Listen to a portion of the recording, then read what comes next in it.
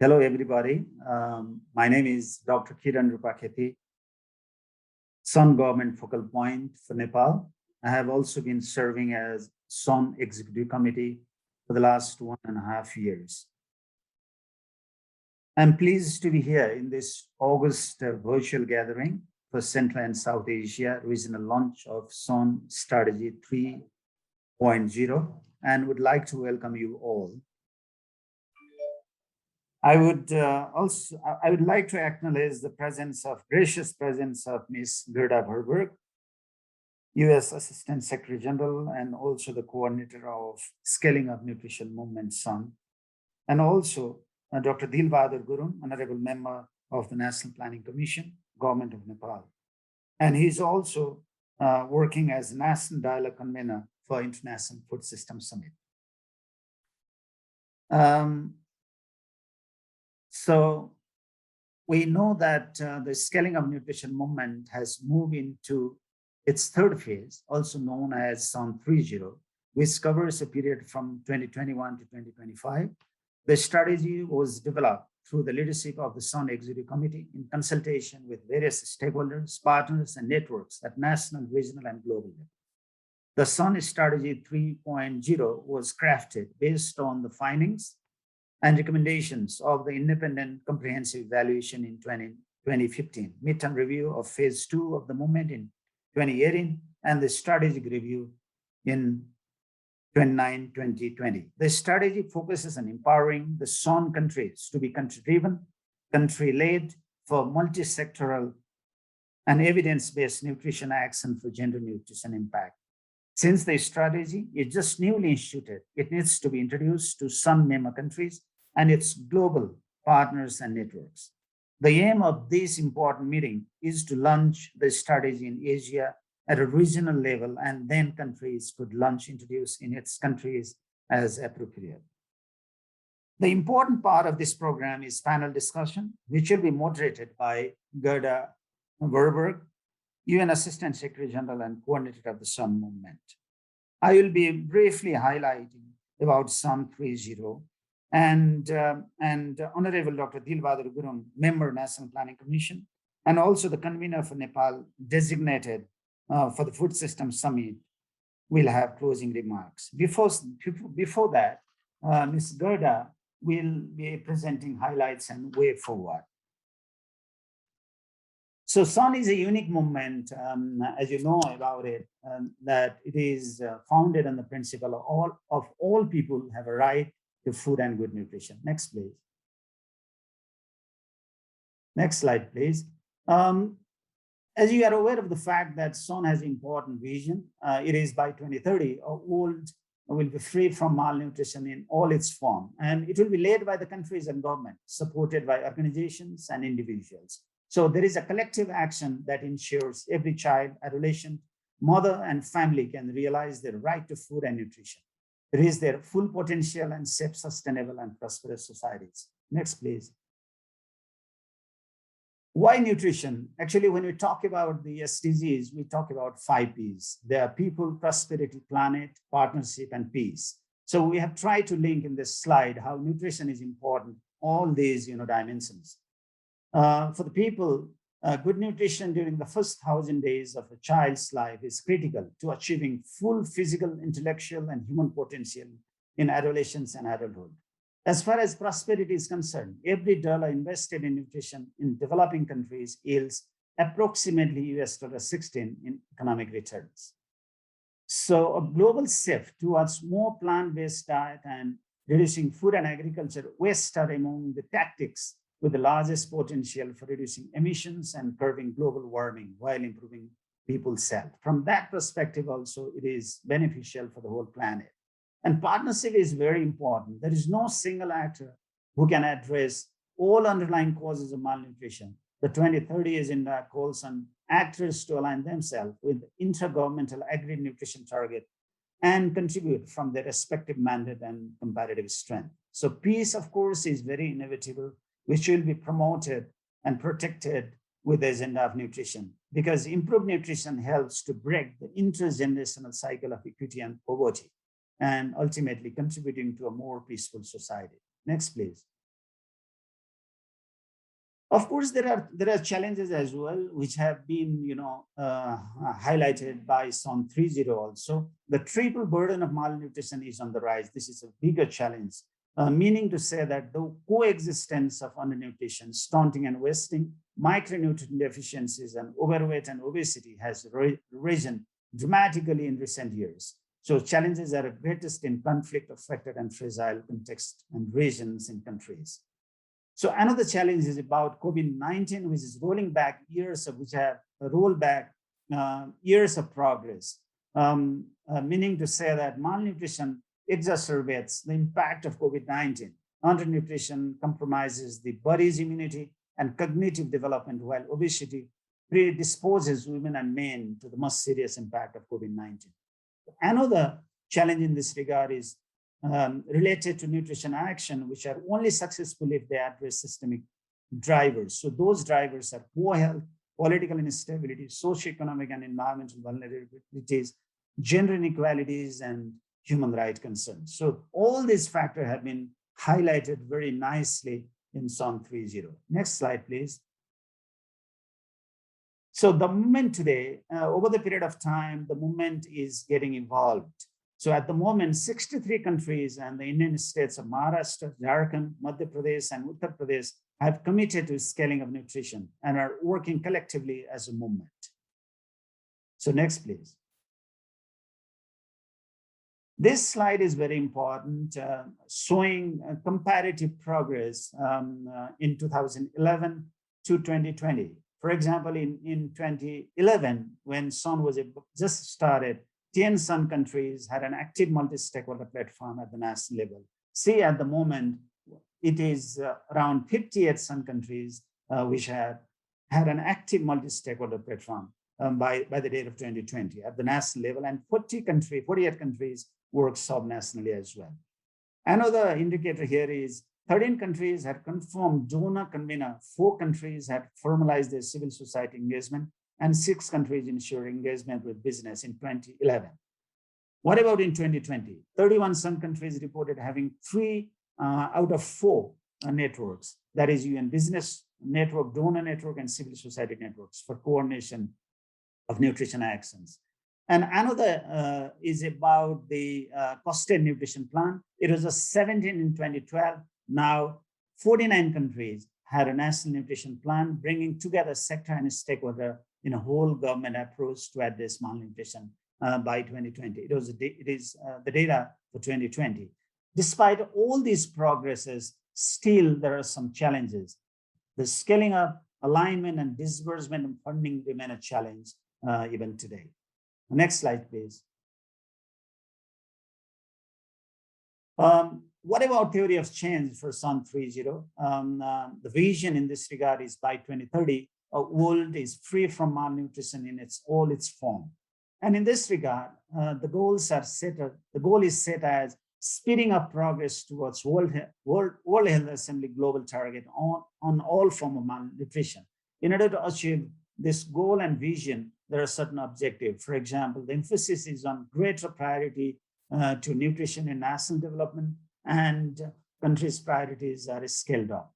In this regard, in order to achieve this objective, goal, and vision, the approach taken is collective, coherent, and evidence-based action that leads to accelerated nutrition progress and systemic change at the national and sub-national level. Next, please.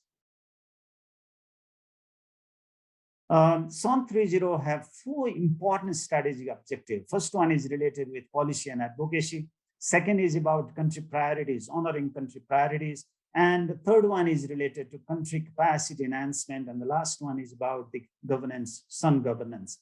Let me go in detail. The first one says strengthen and sustain strong policy and advocacy environment at the subnational, national, regional, and global level to position nutrition outcome as a key maker and marker of sustainable development. Second one is develop and align shared country priorities for action, which is very important. Third one is build and strengthen country capacity to develop priorities, prioritize, finance, implement, and track country action through strength and technical assistance and knowledge management. The last is ensure governance of SON that promotes country leadership and responsibilities of government, align the resources of all movement stakeholders behind country priorities, and strengthen mutual accountability. If you compare with the previous one, it is very much comprehensive, having a broadened scope, and important role has been provided to the country leadership and country-driven approach. Next, please. And this is a very important slide, which has shown strategic shift from SON 2.0 to SON 3.0. If you see there at the center, marked by right arrows from different angles, so the main theme is here is country leadership and systemic change at the country level to address all forms of malnutrition. For that, main lever in this regard is country ownership approach and country leadership. So from the intention that was before to investable nutrition priorities backed by committed political and institutional system. It is not only that before there was always stress focal point. Now there is a provision of engaged and capacitated leadership, country coordinator and supporting. That is how SON has envisioned with. And it has now, 3.0 has defined the success from strengthening process to result on the ground. And most importantly, before the emphasis was only on the undernutrition. Now all form of malnutrition has been tried to be incorporated. So SON movement working as a team in this whole process to achieve all these results, objective and strategic objective. So from weak governance to clear and more effective lines of accountability and stronger governance has also been emphasized over here. We have talked about 360-degree accountability framework. And in this process, the role of technical assistance and knowledge management have been highly emphasized, and it is being increasingly organized around country priorities and embedding a system approach. So in a nutshell, actually SON 3.0 has reoriented capacities of SON movement country and global support structure, including the SON Secretariat, global networks for SON 3.0. Next, please. This is the case of Nepal. Since I represent Nepal, one slide I have posted over here. The government of Nepal, National Planning Commission, officially launched SON movement strategy, SON 3.0 in Nepal on 12 April 2021. And at the moment, we are in the process of preparing the action plan for the implementation of SON 3.0 in Nepal. So we are in the process of recruiting consultant. They will soon be there at the office with us to work on this. So Nepal has a little bit progressed in this area. Next slide, please. So there are a few, glimpses of SON 3.0 strategy that has been posted on SON, SON movement websites. Next, please. And there are a few websites here for your kind information and necessary use. So I have briefly, explained about the SON 3.0. So thank you very much for listening me. And since time is limited, we have not been able to go into detail. I'm sure that you have already accessed it, and you can go through it in detail by going through the document that is available on the website of SON and other website. With this presentation now I would like to invite Ms. Gerda Verburg, Assistant Secretary General and SON Movement Coordinator, to moderate the panel discussion. All participants can write questions in the chat box during the panel discussion, and the moderator will direct the question to panelists accordingly. For your kind information, there is an interpreter for Russian speakers. With these few words and presentation now, I would like to request to moderate the panel discussion. Honorable Gerda Verburg. Over to you, Gerda. Thank you very much, Dr. Kiran, for your introduction of this event, but also for the introduction of the new strategy of the SON 3.0. I presume that your presentation will be available for every one of the 118 participants right now. And I would like to welcome all of you, because this is an important conversation. This is a conversation on how we can use the SON 3.0 strategy to implement nutrition and to build forward better from the COVID crisis and all other crises that you are experiencing in your country?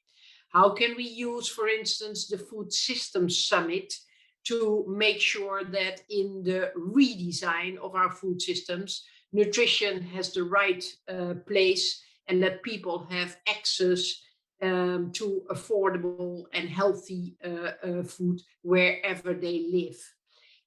For instance, in the N4G, how can we make sure that the commitments and investments in nutrition are at such a high level that we can fulfill our vision, which is ending malnutrition in all its form, as was mentioned by Dr. Kiran, in all its forms by 2030.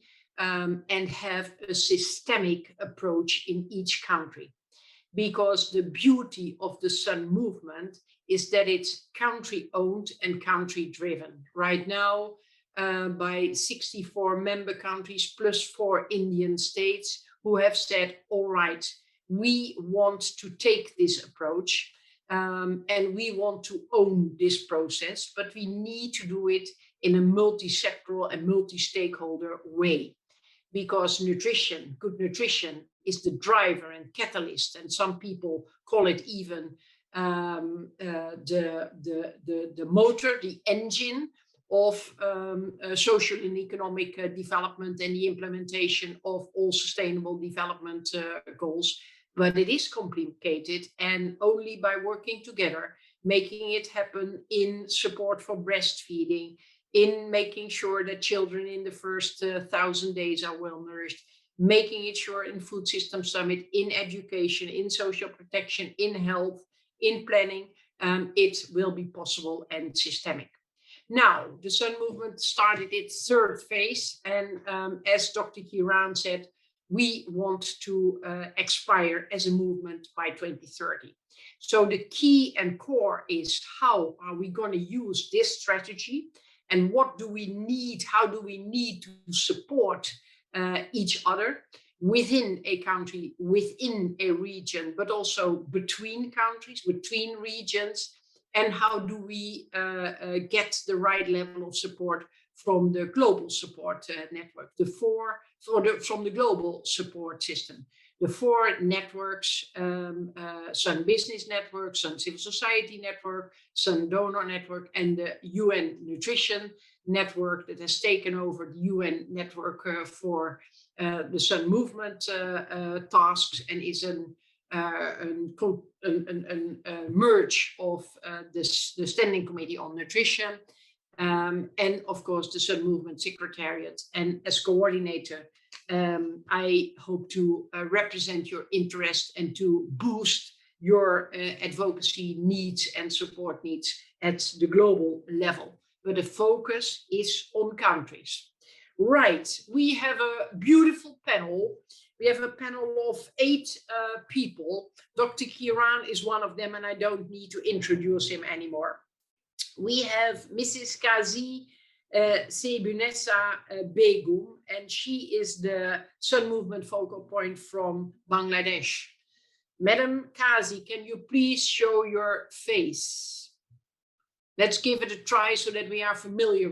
You did already. Welcome, most welcome. I'll come back to you because we will make this an interactive conversation where I ask questions, where participants, right now 123 participants, will be invited to put their question in the chat box, and then some people will collect them, and we will provide you with the questions also from the audience.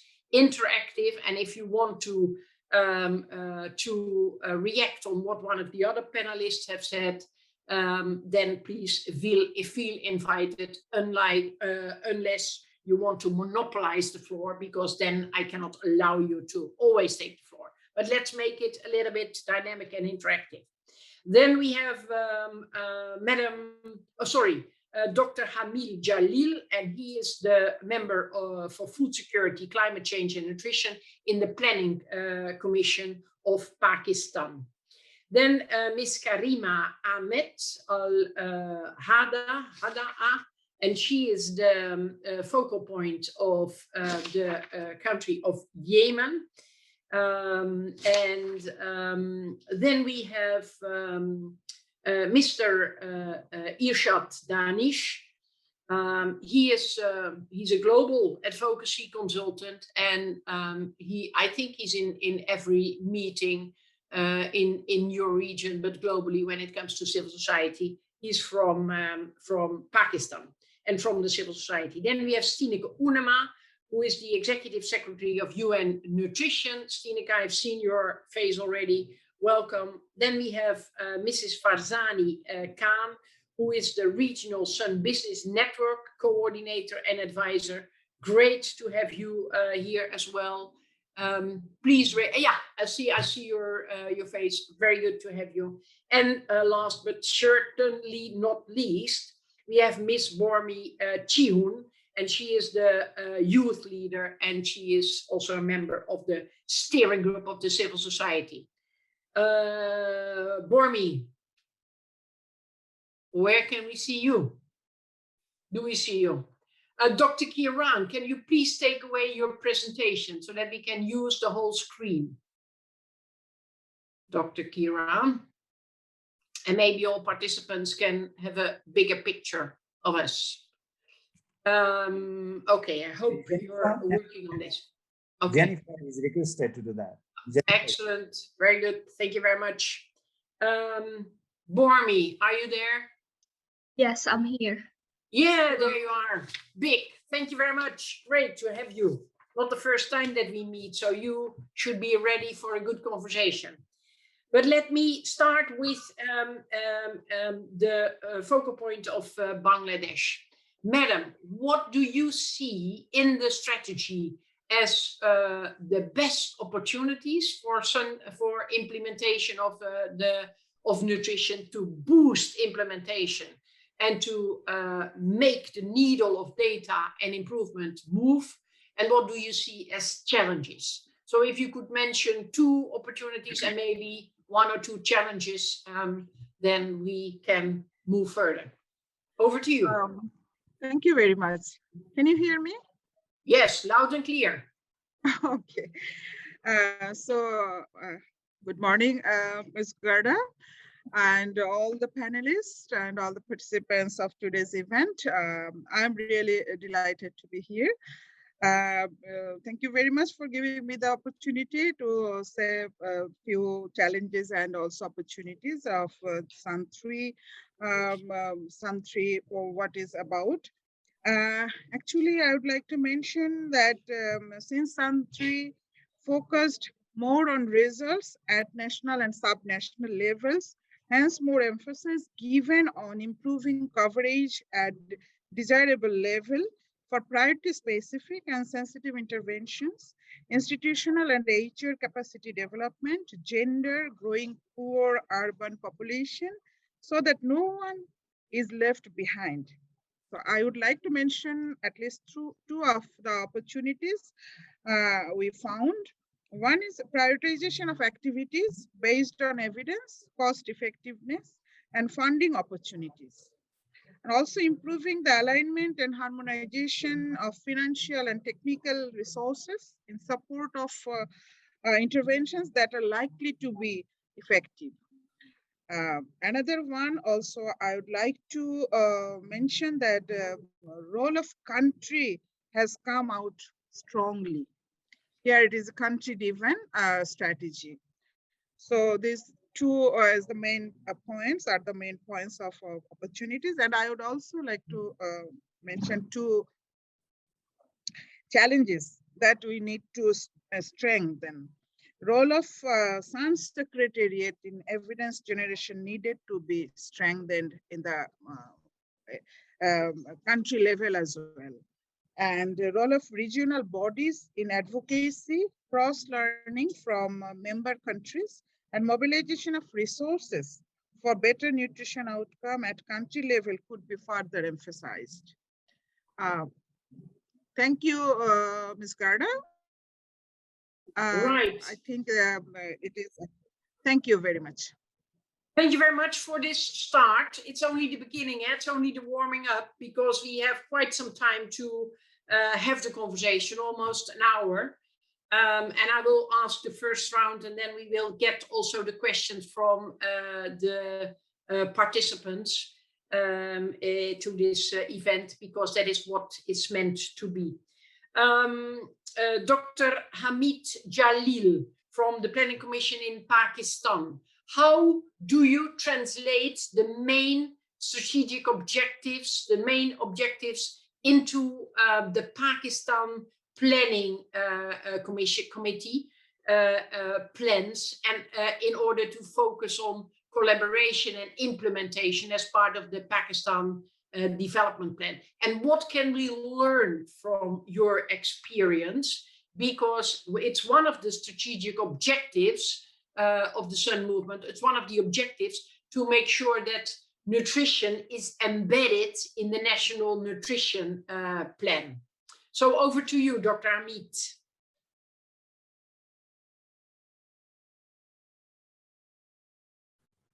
Thank you very much, Madam Gerda, for inviting me and sharing my experience and my country's strategy towards the nutrition goals.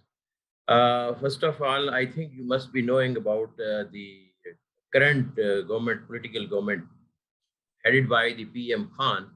His topmost political agenda since he joined the office of the Prime Minister is the malnutrition, stunted growth, and the climate change.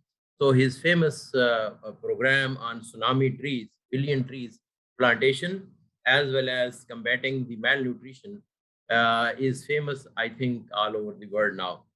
So that's the highest political, first time in the history of Pakistan, the top man has his political agenda based on these two things, climate change and the malnutrition. So that is the, you can see the Pakistan has at the highest level. Now this after that, how we at the Planning Commission and the government institutional level and development stage and the public and private all stakeholders level, how we are reflecting and implementing his vision and strategy and the ownership focus on these. So in Planning Commission, we have recently developed a decision support system, maybe can be helpful for the others as well, with a checklist on different areas. Planning Commission is a platform where all the allied government agencies, the departments, submit their development projects for the annual basis, named as the public sector development program, annual public sector development programs. So our task is to help in planning and involving through the stakeholders consultation, then appraisal and the approval of all those. So at that stage, we have developed a decision support system where we have made a list of certain parameters that includes the climate lens, and that includes the SDGs, United Nations, that includes the gender, that includes the specifically we have included the nutrition and malnutrition in all the projects, especially related to the climate and food system related projects.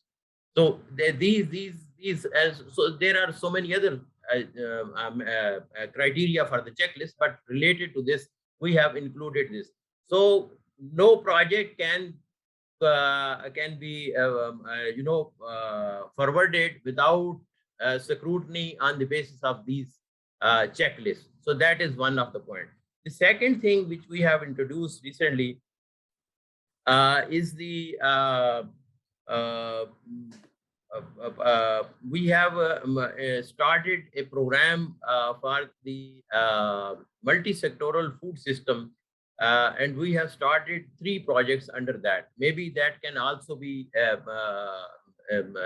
helpful for the other countries.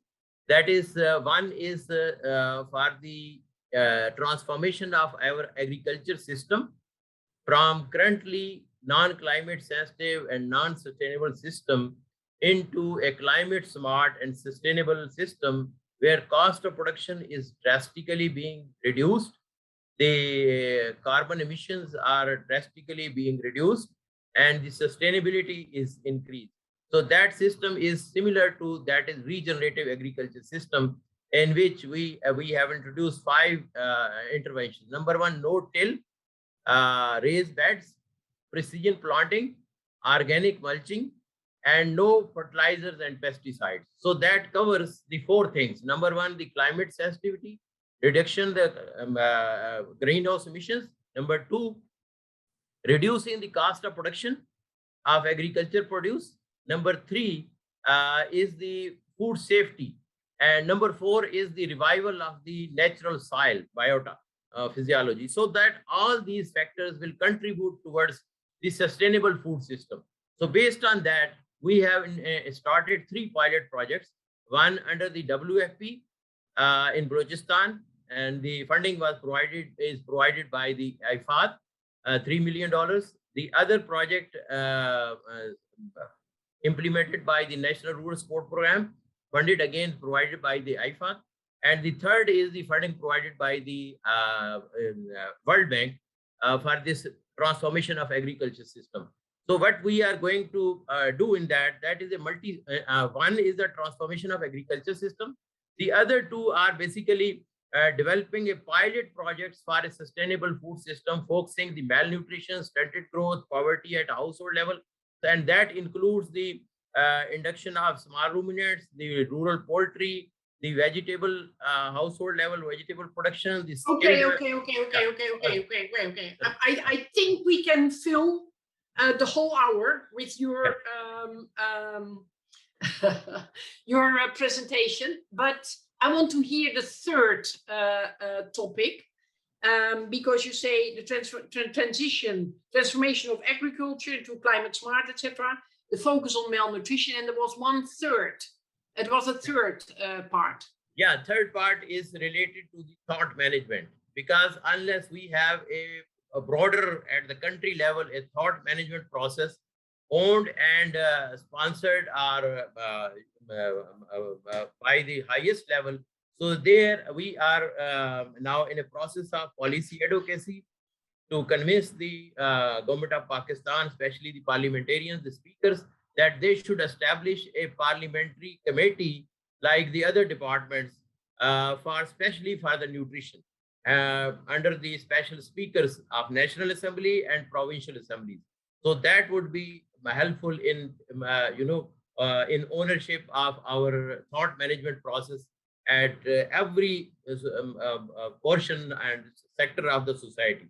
So that I love it. Yeah. I love it. I come back to you, Dr. Hamid, later on and ask you the question, how will this translate in commitment making of your Prime Minister Khan, in the Food System Summit and in the N4G Summit? Because these are the game-changing summits where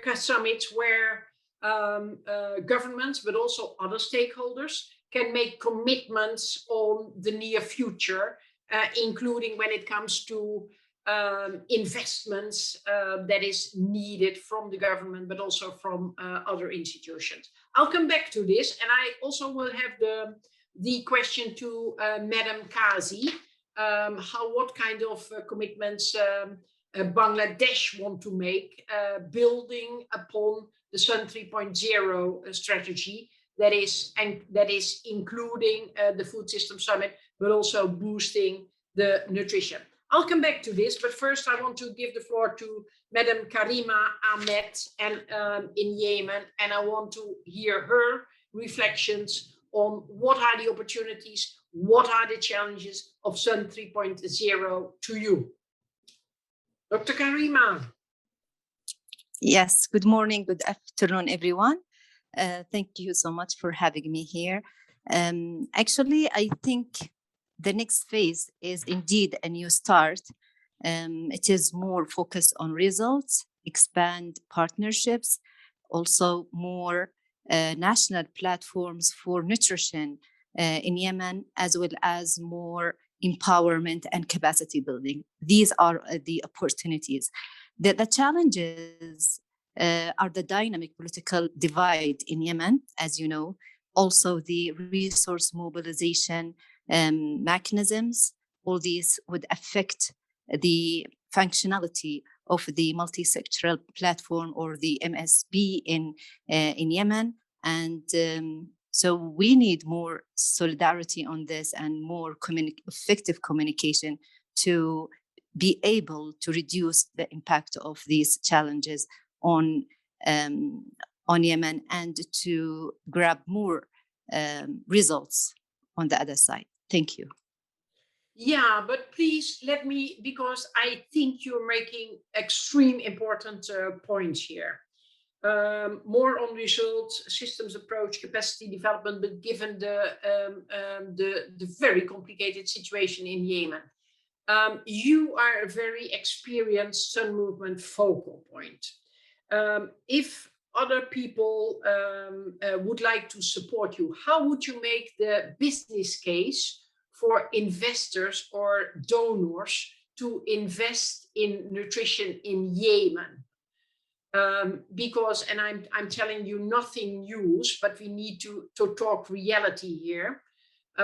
Many people will think, well, the situation in Yemen is so desperate, whatever we invest will be a lost case. So if you would make the business case, the advocacy for it, what would you like to emphasize? Yeah, first of all, I would like to give, let's say, a brief summary and introduction to the what's happening in Yemen or what we need. Actually, you know, in Yemen, all what we suffer from, we can pass this by more flexibility and openness from all the stakeholders and on Yemen ground. So we need to talk and we need to exchange ideas, fears, and hopes also. And we need to talk about all these things. The second level is the seriousness in taking action towards resolving all these difficulties based on a situation analysis. Then to provide the required support based on the previous steps. All these things can work together and we can put them together and support the efforts of the localization of humanitarian response in Yemen. This is so important. And this is the shortest way to change people's life, actually. National NGOs and the stakeholders need to be empowered and to be on the heart of the policy direction making and implementing programs, not only the implementing, but the whole process from the beginning. The flexibility of financing mechanisms. Another crucial aspect is protecting the government public institution. This is so important to utilize the technical efforts of these institutions and to continue supporting them, empowering them, keeping them an actual part of the actions so we can save these institutions, to support people. So from all these things, I can say that in conflict-affected contexts and fragile contexts, any effort or initiative that can reduce people's suffering should be supported and should be neutralized. How we can make investment case for Yemen? Yes, there are many different aspects for this. We can do a lot of investment cases because it is maybe now very simple steps that we need. We need more behavior change. Yes, people don't have money, but they need to change their behavior. So we need more political support for the Sun movement and the establishment of the networks on the ground. So through these, we can, of course, let's say, design the investment case for Yemen easily, actually. Very good. Thank you very much. And thank you very much also to dive into this sensitive topic, because very often we don't know in conversations, we don't know how to dive into it and look at the reality. But you are telling, please don't turn your back and don't move on business as usual, taking it for granted that Yemen is in a conflict situation, because this can happen to many countries. But make a reality check, look at the situation on the ground. Don't be afraid of talks, trade talks or dialogues, and then analyze the situation and create localized solutions, and make sure that you neutralize technical efforts. I think this is important, and I would like you to also consider how Yemen wants to make commitments in the Food System Summit and in Nutrition for Growth, building on this very critical situation, or how the different stakeholders in Yemen want to do this if the government is not able to come to an agreement. Then we go, because now we have heard the focal points, the government representatives. I come back to Dr. Kiran later, but I first want to give the floor to Bormi, our youth leader. What are the most important things to emphasize in order to make progress? And Bormi, I will be tough on you, because you're going to make the point that we need to have youth everywhere on the table, and we need to have youth in decision making. Yes, we need to do it, but how to make the needle move on nutrition and all forms of malnutrition. So yes, as a Sun movement, we embrace the youth, but we want to see the contribution and the spirit of youth in improving things. So I'm intimidating you now, but you can stand the heat. I'm quite sure about it. Over to you, Bormi. Yes, thank you. I was quite nervous about the questions that you were gonna ask. Yes, for the progress to be made, if I understand correctly, this is your question. I think I side with the Sun Movement 3.0 strategies, because now youths are enshrined in the as the key agents of change, because I believe that they are, and we've done a lot of activities as a youth leaders in the role of decision makings in our respective countries to make change and address what needs to be done in order to move forward and not stay in the same situation. So I think to really make the progress, all stakeholders needs to give a voice to youth and give them a role especially in the decision making process that will affect their futures. Okay, very good, very good, very good, very good. How do you want to get this done? What level is it where you want to sit at the table when it comes to decision making and execution? Yes, for now we can see that in the Sun, I am one of the member of the Sun steering group committees, and now the Sun executive committees opens a position for the youth leaders to apply to be one of them. So I think this is a great start for us young people to be at the tables and contribute in making the decision. And for national level, I think we are the youths are now for Cambodia. We are in the technical working groups. So that means technical working group for nutrition. So that means we have a say on what the decisions that will be made. And we are also one of the priorities in the national roadmap for sustainable food system 2030. So I think this is a great start, and this is where I think we want to be in. Very good, very good. And I know Cambodia is not only doing a great job when it comes to nutrition as an issue, but is also far ahead when it comes to the food systems dialogues and the very concrete commitments.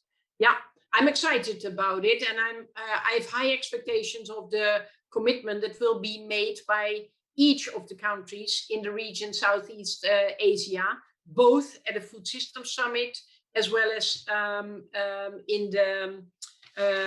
the Nutrition for Growth.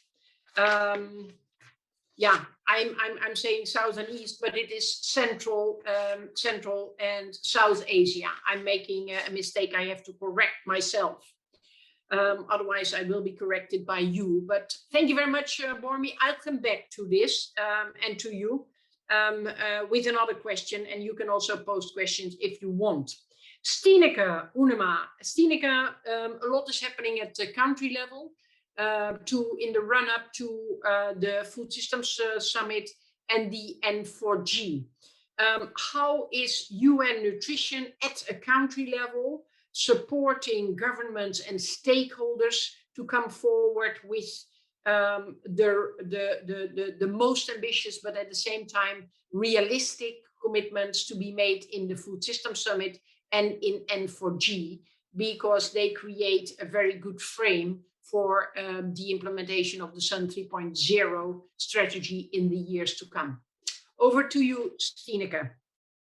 Yes, thanks. Thanks a lot, Gerda, for this opportunity. And first of all, an apology from UN Nutrition. Of course, a colleague from the region should have been sitting at this chair today, but I'm trying to step in my colleague's shoes and represent UN Nutrition for the moment.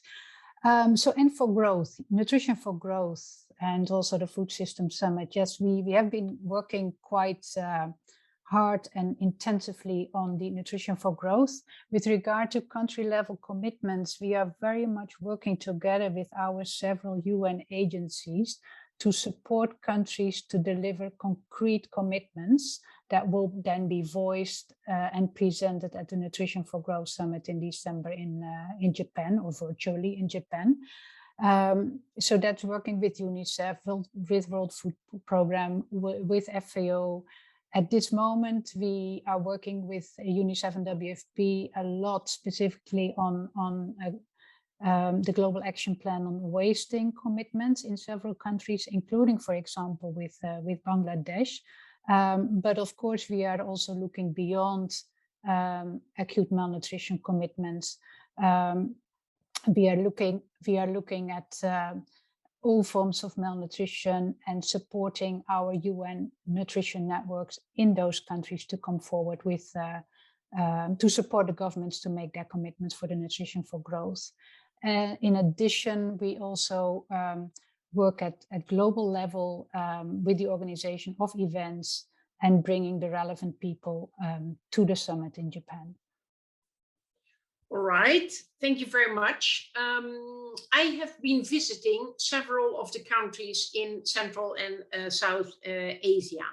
One of the central questions they had is, how can we make sure that the UN is working as one? And since I started in the Sun Movement, there has been a reform with strengthening of the position of the resident coordinator, delivering as one, and a stronger partnership with the government. So this is one question: how to make this happen in the reality in the years to come. Second question is, can we make better use of the UN in its convening position? Right now, we all know that it's difficult to come together in person, but in a virtual way, the UN very often has very good facilities to convene meetings also between the different stakeholders, because different stakeholders per country could also come from time to time together in order to get their acts together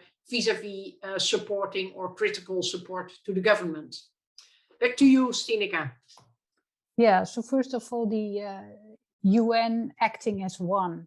That's, of course, in the DNA of UN nutrition. At country level, we try to bring together the several UN agencies. So first of all, the big ones, obviously, the World Food Programme, UNICEF, FAO, IFAD, and IFAD was mentioned by one of the previous speakers, an important actor already. And WHO, obviously. We established these UN nutrition networks, and those are networks functioning very well in several of the countries mentioned by the previous speakers, including Bangladesh, Yemen, and many others. As UN Nutrition, we promote this joint programming by the UN at country level, and we promote this, let's call it this, the adaptation and adoption of global level guidance into country level actions, programming, and guidelines that are relevant to the country reality. So we really bring these actors together as UN, as one UN, in support of country level needs. And in that sense, we do work together a lot with the UN country teams and the UN resident coordinators. In addition, we are currently working on a guidance note to include nutrition in the UN SDCF, the UN Sustainable Development Cooperation Framework. And that will be a central tool, again, to centralize nutrition in UN country development plans in support of governments, of course. And that will be a central tool for UN nutrition to realize that. Your other question about convening role also beyond the UN, that's a very interesting question as well. Of course, the first task of the UN is to act as one UN, but you are right, beyond the UN, we also work in currently a special project of UN nutrition called REACH, and that aims to bring together several stakeholders beyond the UN, a government, private sector, civil society. It looks at improved governance for nutrition at country level, looking at what are the stakeholders who are there, what are their tasks, what could be a good multi-sectoral action at country level. Currently, that. All right, thank you very much. Thank you very much. We come back to you, and later go on for an hour, Gerda. Sorry. No. Yes. We can fill with each of the panelists 1 hour, Stineke. Go ahead. But you will have the opportunity to get back in the conversation. I promise. But first, I would like to go to Ms. Farzana Khan, who is the Regional Sun Business Network Coordinator. Farzana, we'd like to hear from you. What do you see as opportunities in the region for the businesses to step up in nutrition, and what are the strongest point, and where do you see the challenges? Good afternoon and good evening to everyone. Thank you, Gerda. Yes, I mean, in terms of businesses, there's a lot of opportunities in the region to support the government's national nutrition plan. So I feel that we need to amplify the private sector voice through many multi-sectoral mechanisms and channeling a collective business perspective and ideas to governments and other stakeholders to help strengthen that enabling environment for private sector investment in nutrition and advocacy. So there's a great opportunity here. And also to advance business solutions to improve small and medium enterprise, which is a key focus in the Sun 3.0 strategy, and to make them able to access to finance, technical assistance, innovation, business partnerships, and strategic knowledge exchange opportunities, and to strengthen business ability to contribute to national nutrition priorities. Also, businesses should be seen fit for purpose mechanisms to facilitate dialogue and strengthen mutual accountability among business and non-business stakeholders in support of national nutrition priorities. So I feel overall, there's a lot of dialogue that needs to take place with businesses and non-business organizations and governments to engage in businesses, large and SMEs, to drive nutrition in the region. And there's a lot of opportunity here. Yeah. I have two questions for you, two follow-up questions. One is that we can see some tension between civil society and businesses because of the business interest, especially the big business. We can also see that governments are a little bit scared of working with business because of potential conflict of interest and potential corruption or lobbying, etc. How do you deal with this? Because in the end, only by collaboration, based on trust, we can make progress. Yeah, that's an excellent question, Gerda, and happy to answer that. Thank you very much. With governments, yes, I know personally many governments and private sector, there is, I would say, different objectives, right? So private sector exists for profit and we have to appreciate that. But without engaging private sector, how do we make them understand the nutrition priorities, and how do we make them part of this journey, and how do we engage with them? So we have to do it. It's a must. So with governments, there is always this lack of trust about private sector and this sort of misbelief that they would ever embark on a journey to support nutrition.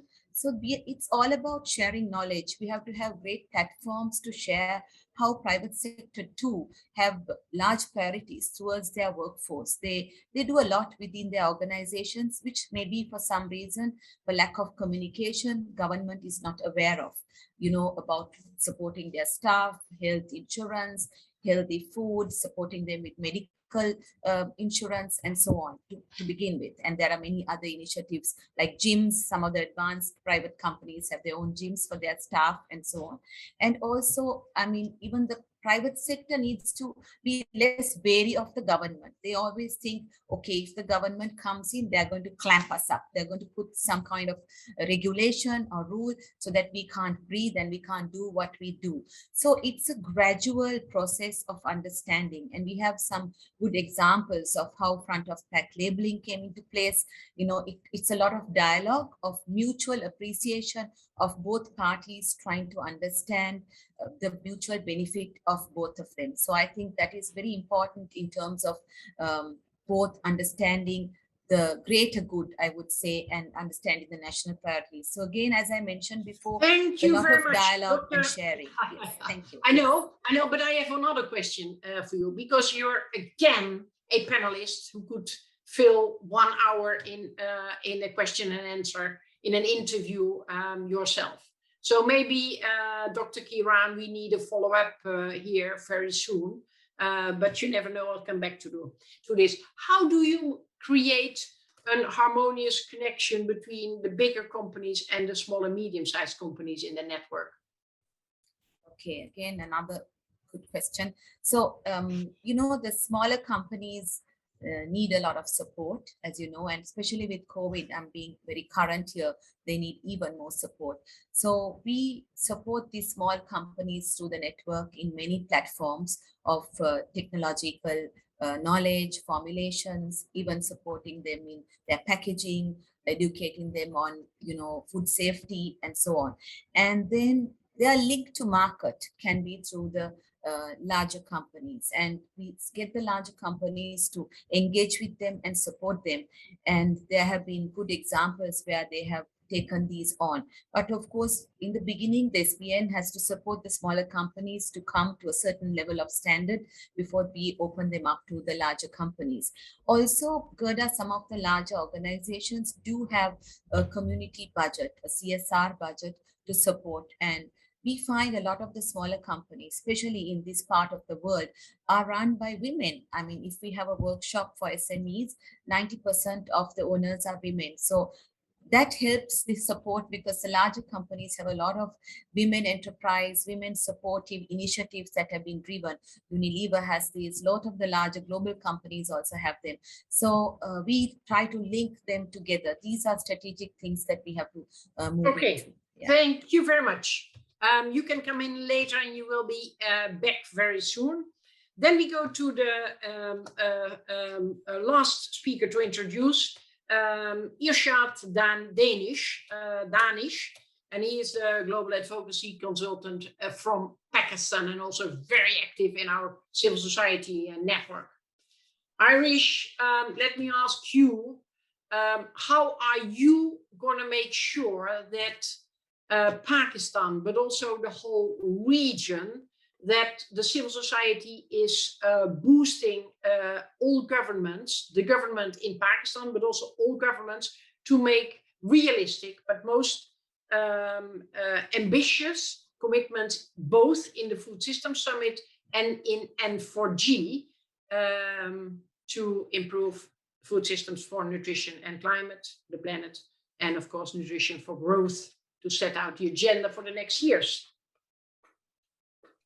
Thank you very much, Gerda. We are, since you know, I'm also elected chairperson of Sun Civil Society Network. So I will speak on behalf of overall Sun Civil Society Network as well as on behalf of Pakistan Civil Society. So we have actually started with our civil society organization. We started building their capacity on. Uh-oh, you're freezing. Irshad, please mute your video. Maybe only your mic will do. We are mobilizing policymakers and political leadership on the value of investing in nutrition at country level. CSOs are also working on their own commitment, as well as they are partnering with the other Sun networks and this UN outreach group at country level, helping relevant ministries in identification of policy and pragmatic gaps and developing smart commitments. So, we are working with all partners, and civil society is also committed to submit their own commitment. And in this regard, we have mobilized potential commitment makers within civil society. Over. Now we dive in a little bit, because I know you are the chair of the civil society network globally, but I don't want to have only global answers. I want to have focused answers on Pakistan and on how to encourage civil society to be spot on in Central and South Asia. And before I give you the floor back, let me ask all participants to consider questions, because we are almost opening for questions right now. Stephen and Savita and others will submit your questions, so please be to the point and give your opinion, or be provoking, or ask a question, whatever is possible. We have the whole panel here who are very well equipped to answer all the questions. Back to you, Irshad. Pakistan, yeah. Yeah, thank you very much. Civil society in Pakistan is working with the relevant ministries, and as Dr. Ahmed Jalil was mentioning, we are working with his team, and we have mobilized different departments at subnational as well, because Pakistan is nutrition is actually a devolved subject in Pakistan after 18th constitutional amendment, and the federal government is actually coordinating different ministries and departments. So we have coordination mechanism at highest level, at national level, but the actual role is with provincial governments. So we are working with the provincial governments as well, and recently we actually identified some potential commitments, which are being consolidated by federal government of Pakistan. And now we are discussing and we are trying to make them smart commitments because they are at this moment they are actually vague and we won't be able to track them after M4G if they are not smart.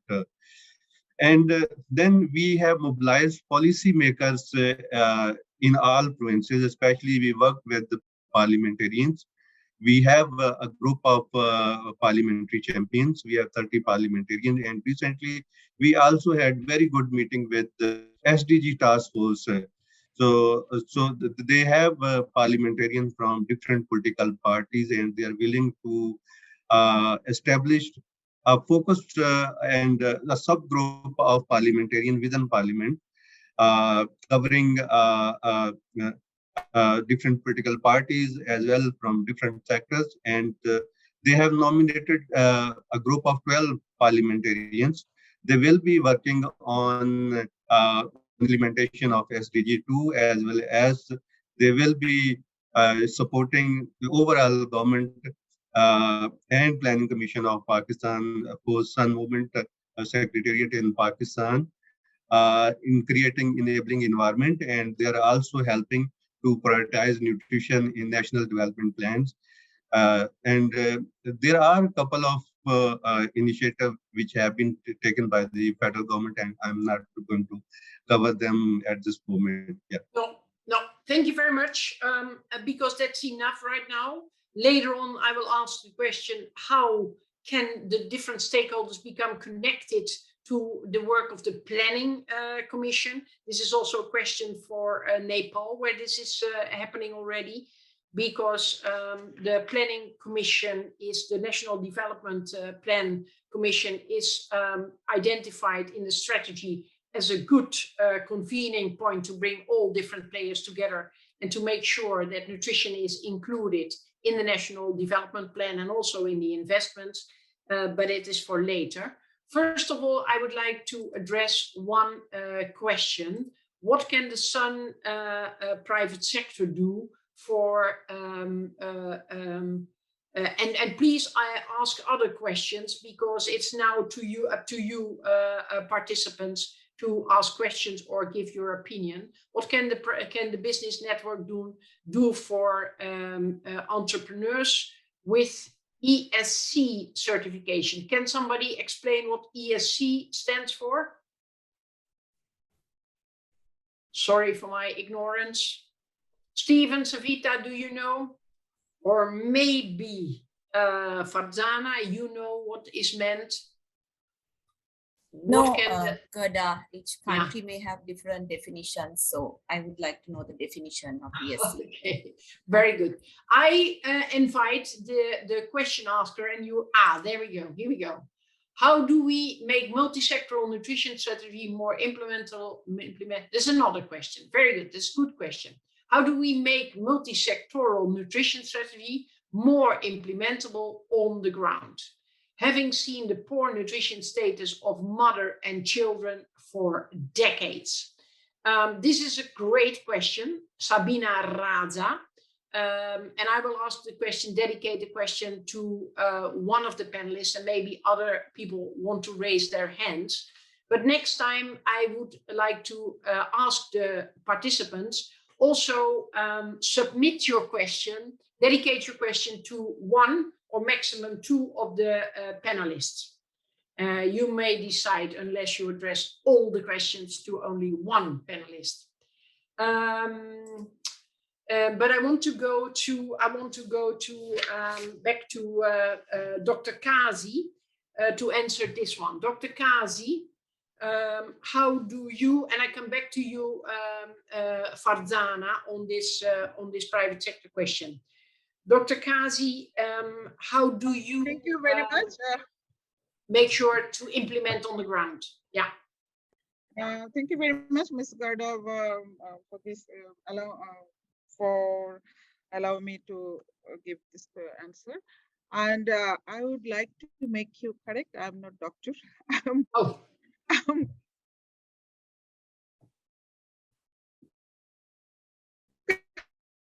Delighted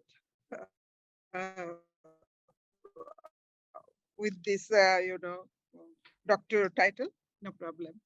Actually, yes, this is a very nice question because we need to implement all these, multi-sectoral things and start it from the ground level.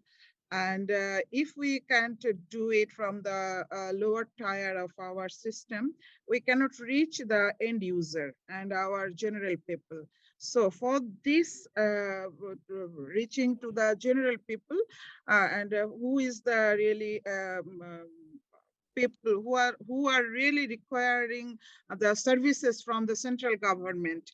So we need to work together, especially all concerned ministries, and we need to have a multi-sectoral approach and prepare some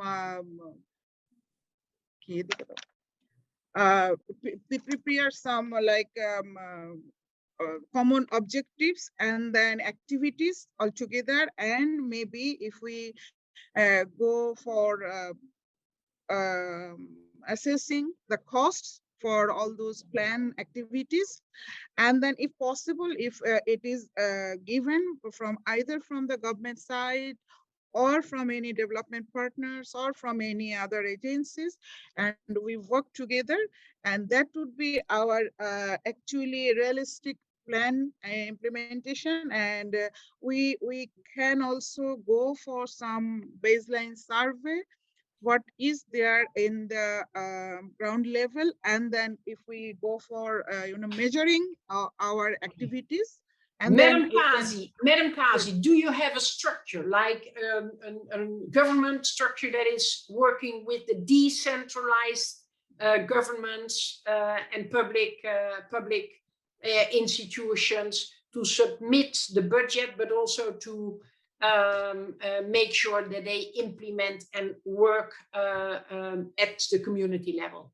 Yes, we do have. We have like Bangladesh National Nutrition Council, which can make this sort of proposals, and this council is headed by our Honorable Prime Minister. So we have this platform, big platform, and we have district level committees also.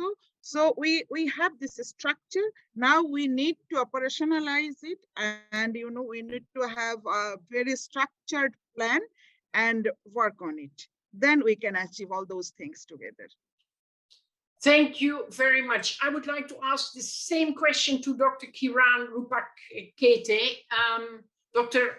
Kiran, today I call everyone doctor because to me you're such eminent people. So let's not have a discussion today. You're all doctor for me because together we will make it happen. How do we make sure that all the good intentions reach the people on the ground and improve their situation in a way that is not only for a few months or something, but it can continue creating prosperity? Dr. Kiran. Gerda, thank you very much. Even if it's late, my turn has come anyway. I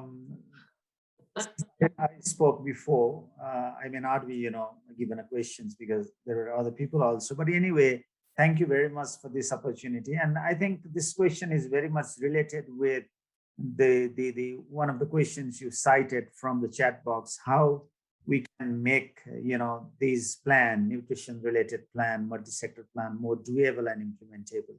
So it's very, very important questions. And one of the, responded in chat box mentioned over here, I think he's from Nepal, working at the field level. He said that one size fits all approach may not be working. Actually, until and unless we really understand the reality at the ground level. And then make, make the plans and programs and interventions whatsoever specifically related with particular area, it may not work. Based on my experience with the civil service for so many years, more than 3 decades, Gerda, what I feel is that we normally formulate policies and we declare that it is under the action, but really we have slackness and shortcomings or lacuna in terms of the implementation. We have a mechanism, but those mechanisms are not that much working. They are not activated. They are not equipped with technology. They are not equipped with human resources. So to my understanding, there are certain points to be considered in this area. First of all, we need to have proper human resources, qualified human resources who are motivated, and financial resources backing should be there. And we need to have a robust, institution or organization. You're asking that question with Bangladesh also. Institutions are there, but they are not activated. And more than that, we have been saying, and even SON 3.0 has clearly mentioned the role of the political leadership, which is very much important to my understanding. I think, and if all these preconditions are met, perhaps our intervention, our policies are going to work. And apart from this, there should be backing from international organizations. I mean, like a flagship program like Sun Movement. Under your leadership, we have gained a lot.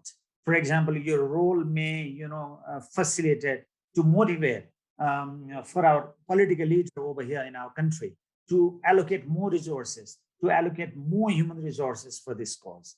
So perhaps these are the areas which need more understanding and more discussion. Thank you. Over to you. Thank you very much.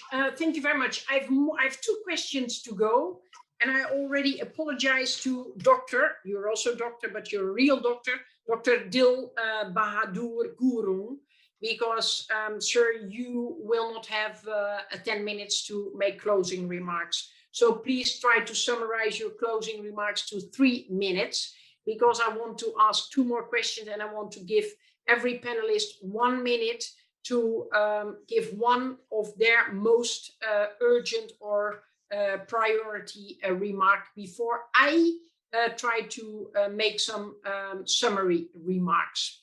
So we're running out of time because you're stepping up in questions. The question on ESG is environment, social, and governance standards. And these are global private sector compliance standards. Let me see, Dr. Fadzana, are you able to respond to this question? How can you support companies with living up to these standards? Yeah, I think the question was for SMEs, right? So in fact, I have asked that question, is that what it stands for, ESG? So I'm assuming it is that, and I'm going to answer based on the definition that ESG stands for environment, social, and governance. So yes, even for SMEs at their small level, there are many ways that you can implement these things. There are accreditations, right? ISO and GMP, good manufacturing practices. There are different accreditations in each country where you can give, and this sort of builds a quality standard, a governance structure. It has audit elements, structures. So if you can look at those areas will definitely touch on these 3 elements. Are you polluting the environment? What about your packaging? Is it sort of sustainable packaging? If not, can you evolve into that at some point in time? You can have a plan, because sometimes SMEs cannot move in overnight to sustainable packaging because some of them can have a cost impact. But at least the roadmap, the journey, and to make them aware of these elements of the impact to the environment, the social impact, and also the governance structure, how they manage their businesses and so on. So in our SME workshops, in most countries, I know Nepal does some workshops, Dr. Kiran, and even we in Sri Lanka have been doing workshops. These are areas we touch on. And if you can incorporate these at an early stage, I feel as the SMEs grow, they can build these, and these are certainly important if they want to work with larger organizations. Like we talked about linking them to larger private sectors. Some private sectors have certain policies. They would not engage with a company as a supplier if they don't match certain criteria. So if we want to open routes to market for SMEs, I'm sure I fully agree that these 3 areas are important. Over. Thank you very much. Thank you very much. I come to a question for Stineke, nutrition and health expert from Dr. Oyashwi Acharia. not only the panelists are doctors, also our participants are all doctors today. Question for you, Stineke. We discussed the necessity of political commitment and leadership. How can we address the issue of political instability, where government changes every year? How do we ensure the efforts and resources invested on leadership of the country doesn't go wasted? Thanks. That's a very important, essential question indeed. Unfortunately, political instability is all around us. We see it every day, basically. One thing, and I believe that's part of the tasks of the UN as well, is capacity development, information sharing, education. Capacity, investment in technical capacity is so important. Knowledge doesn't disappear just like that. So I believe that is one of the first entry points to ensure that there is one form of stability, even in a context of political instability. All right. Thank you very much. For time reasons, because I would like to give the floor to Dr. Dil Bahadur, I would like to give each of the panelists half a minute and not more to make one final remark in one sentence. And I start with Bormi. Bormi, what is the final remark you want to make here? Without that remark, we will not be able to close this session. Bormi, and then Farzana, and then I go back to end up with Dr. Kiran. Bormi, over to you. Yes, thank you. So as our expectations, we want you to be at the front and center to the fight of to end all forms of malnutrition in the Sun Strategy 3.0. We think that young people can think innovatively for youth engagement approaches to mobilize young people to engage in the nutrition advocacy of Sun in our respective countries, and they can simplify nutrition and should be consulted to design youth engagement activities as well as implementations of plans and strategies. And Stop. Your half minute is gone. Well done.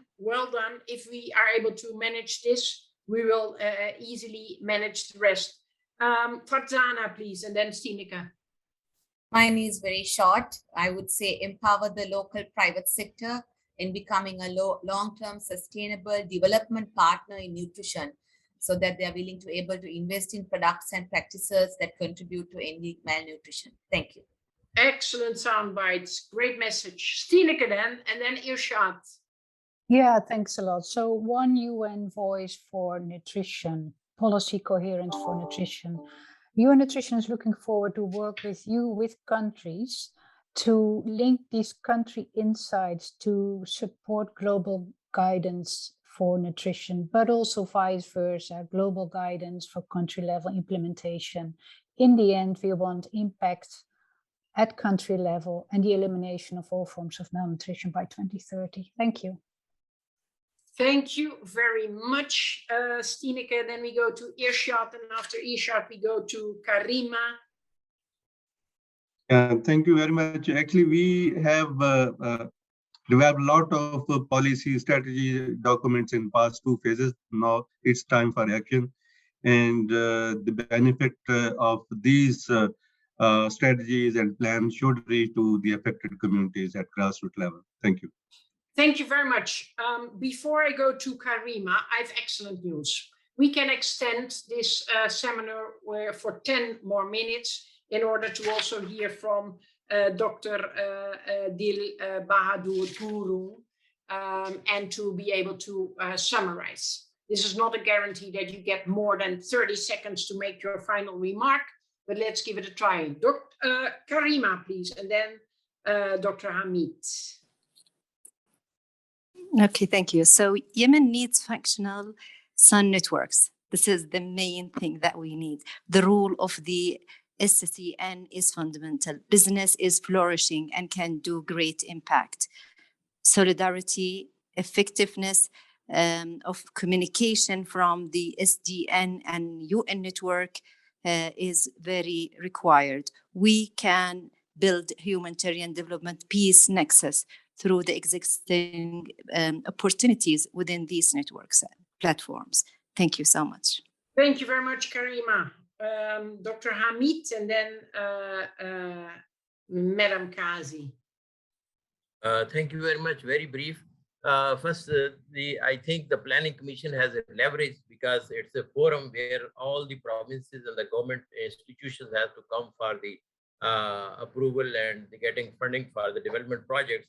So if we can be able to introduce the lens and checklist sensitizing the nutrition, that can be a very effective tool. The second point is that we should focus on the opinion makers, especially the celebrities and the religious leaders, so that a sustainable basis, the thought management process can go every area, especially the youth, female and youth population, so that they can be sensitized for the nutrition.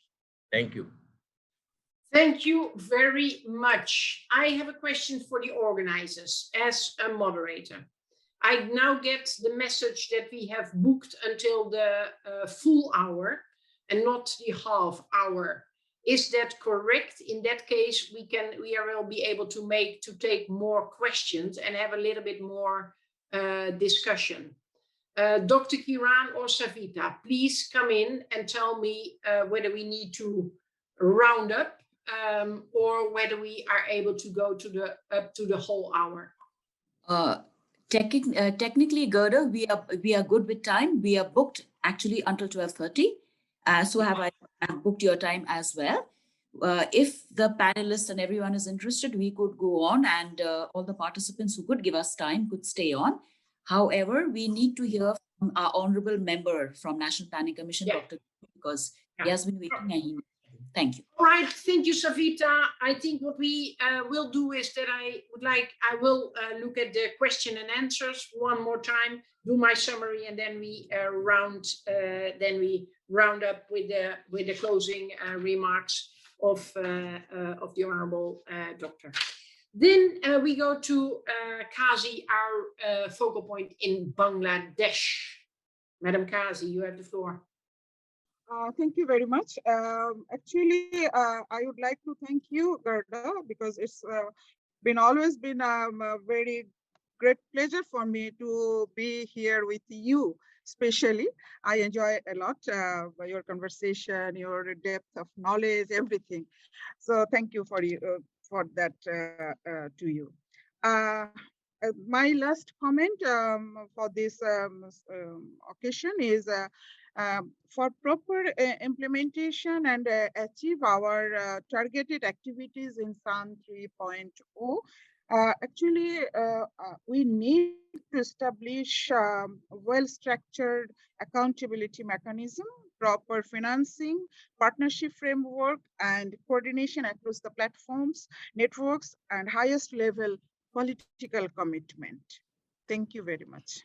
Thank you very much. And I'm very proud to get the support and the trust of all the Sun Movement members to be the global coordinator. So it's an honor and a pleasure, and sometimes a challenge for me to be the Sun Movement coordinator. But we all have the right to have our own challenges. Last but certainly not least, we go to Dr. Kiran, focal point from Nepal. Thank you, Gerda. Let me coin my sentence and trust like this: country-driven and country-owned approach with political commitment, private sector and civil society participation, innovative financing for the implementation of nutrition-related interventions. Thank you. Thank you very much. Thank you all. We had a great panel, and let us applaud all of them in a virtual way. Thank you all so much, because as I genuinely said, I would be able to have a meaningful conversation with the interaction, of course, with the participants, with each and all of you.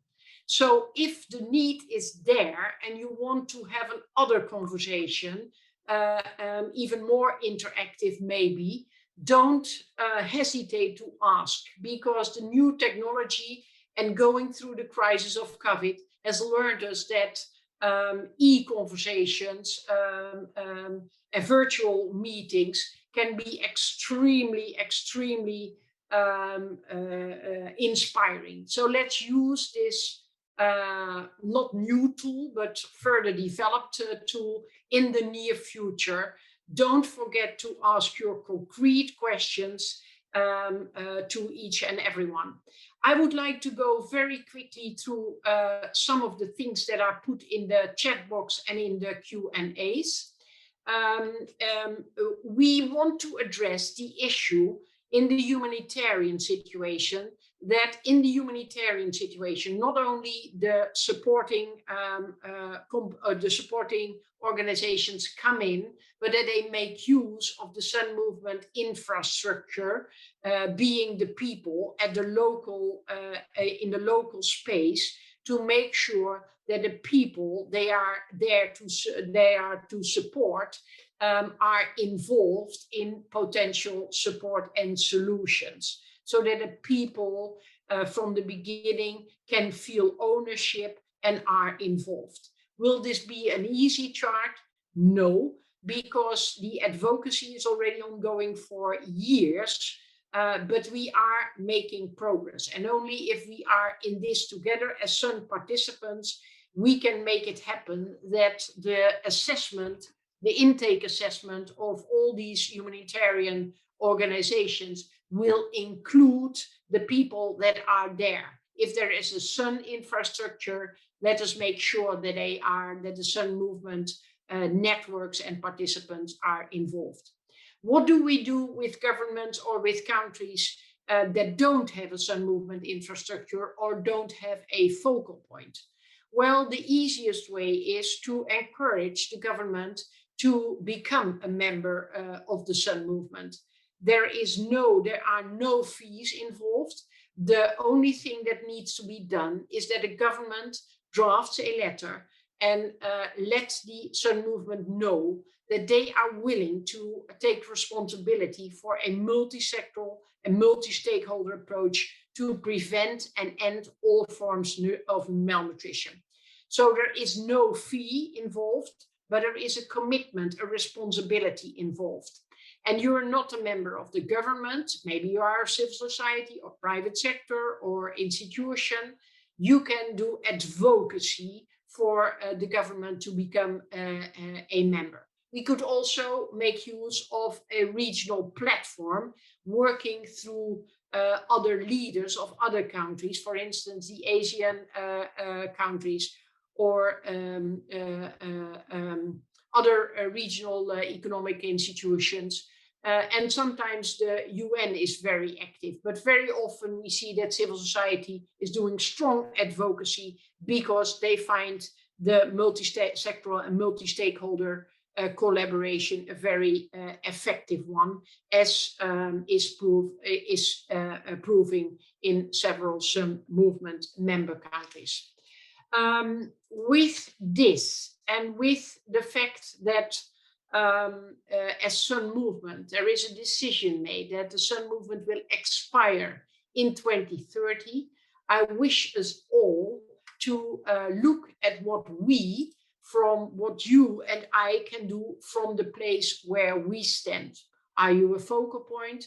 Ask yourself, what can I do to make sure that the Sun Movement can expire, because we have an institutional and a systemic approach within the government and within the institutions and within the research systems and within the funding and the parliament to really address and tackle all malnutrition related issues.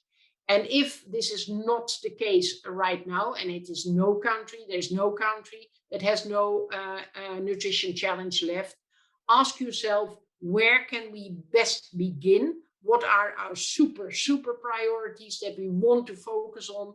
And how do we organize commitment and support around this? But also ask yourself, what can we learn from other countries? For instance, I think the summary of the strategy, which is on the website, by the way, but also the presentation of the Sun website, so you can look it up, and there's also a very handsome summary. But the presentation of our executive committee member, Dr. Kiran, will be available to you. I think we should ask Dr. Hamid to share the presentation of the checkbox that is used by the Planning Commission.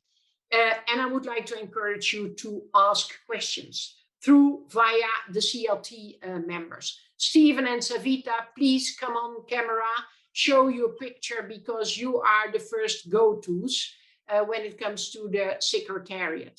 When it comes to UN, Steeneke is the first go-to. When it comes to civil society, maybe you have your civil society in your own country, otherwise address Earshot.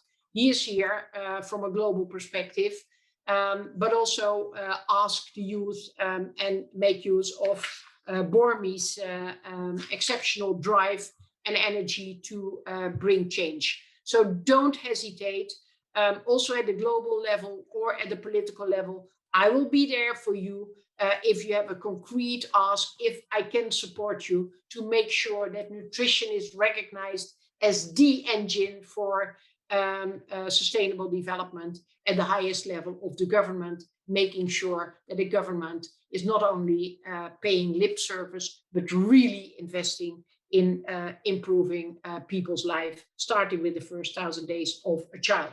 And with this, I'm happy to hand over to Dr. Bahadur Gurung, and he is the honorable member and convener of the Food Systems Summit National Planning Commission in Nepal. Dr. Bahadur Gurung, you have the final word in this exciting seminar. Over to you. Thank you, Dr. Gerda. Namaskar, good morning and good afternoon.